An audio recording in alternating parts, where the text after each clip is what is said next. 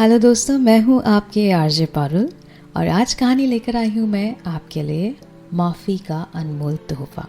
कहानी सुनने से पहले सब्सक्राइब का बटन ज़रूर से दबा दीजिएगा। सूरज ढलने ही वाला था। शहर की भीड़ भाड़ से दूर एक शांत कॉलोनी के कोने में बैठी थी नीरा। 50 साल की एक सादी सी औरत जिसकी आंखों में आज भी दर्द की परछाइयां तैरती थी। 20 साल हो गए थे जब उसके बेटे राघव ने घर छोड़ दिया था। एक झगड़े के बाद गुस्से में वो बिना कहे कुछ चला गया था। नीरा ने कई बार उसे खोजने की कोशिश की, चिट्ठियां लिखी, रिश्तेदारों से पूछा, लेकिन राघव जैसे गायब ही हो गया। हर साल उसके जन्मदिन पर नीरा उसकी पुरानी तस्वीर के सामने बैठ जाती, उसकी बचपन की शरारतों को याद करती और रो लेती। लेकिन इस साल कुछ अलग था। डोरबेल बजी। नीरा ने दरवाज़ा खोला और उसके सामने एक अपरिचित युवक खड़ा था, हाथ में एक पुराना पैकेट और आंखों में झिझक। आंटी, मैं आरव हूँ, राघव का बेटा।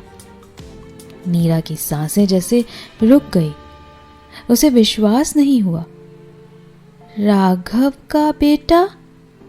आरव ने सिर झुका लिया। पापा इस दुनिया में नहीं रहे। कैंसर से उनका निधन हो गया 2 महीने पहले।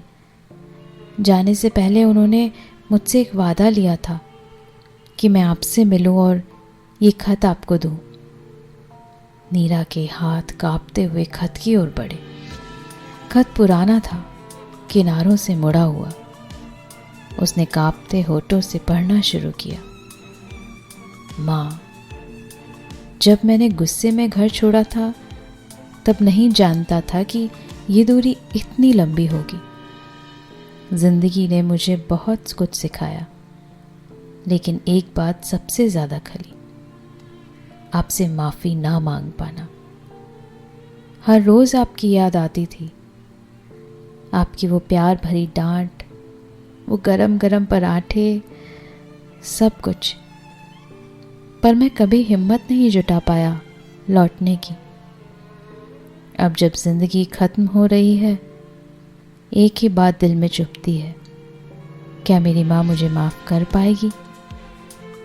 मैं जानता हूँ मैंने बहुत गलतियां की है, लेकिन अगर कहीं भी मेरे लिए थोड़ा सा प्यार बाकी हो तो आरव को गले लगाकर मेरी माफ़ी को कबूल कर लेना।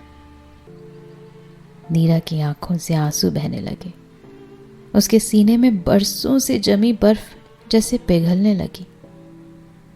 आरव चुपचाप खड़ा था, सिर झुकाकर। नीरा उठी, उसके पास आई और उसे गले से लगा लिया।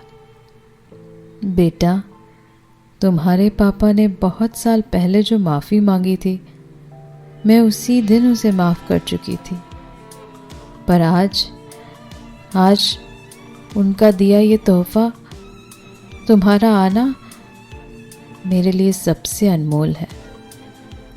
आरव की आंखें भी नम हो गई।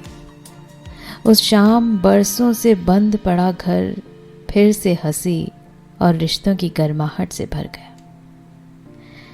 दोस्तों, माफ़ करना कमज़ोरी नहीं, बल्कि वो ताकत है जो टूटे रिश्तों को भी जोड़ सकती है। कभी कभी एक माफ़ी ज़िंदगी का सबसे बड़ा तोहफा बन जाती है, दोनों के लिए। तो इसी तरह ढेर सारी कहानियाँ मैं आपको सुनाती रहूँगी, लेकिन उसके लिए ज़रूरी है कि आप मेरे YouTube चैनल को सब्सक्राइब ज़रूर से कर लीजिए। कहानी पसंद आई हो तो सबके साथ शेयर करना मत भूलिएगा और इस कहानी को एक लाइक तो बनता ही है। Thank you.